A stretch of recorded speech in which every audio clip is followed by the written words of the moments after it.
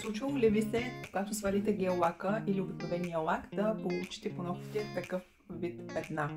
Това е дехидратация на ногтите. Това е следствие на пресушена ногтна плочка. Може да се дължи на агресивни бази, гел лакове, агресивно сваляне с ацетон или много дълго продължително носене на обикновен лак, който съдържа ацетон в своя състав и съответно ацетонът пресушава ногтната плочка и се получават тези бели петна. Това е една от причините, има и други причини: агресивно сваляне на лак, агресивно третиране на ногтите, но най-честата причина е дехидратация. Моят съвет е: използвайте домашна грижа всеки ден, олия за ногти и кожички, втривайте ги с масаж в кутикулата, без значение дали сте с лак или без лак. Това е задължително и препоръчително и няма да имате никакъв проблем с бели петна, чупливи ногти и дехидратация.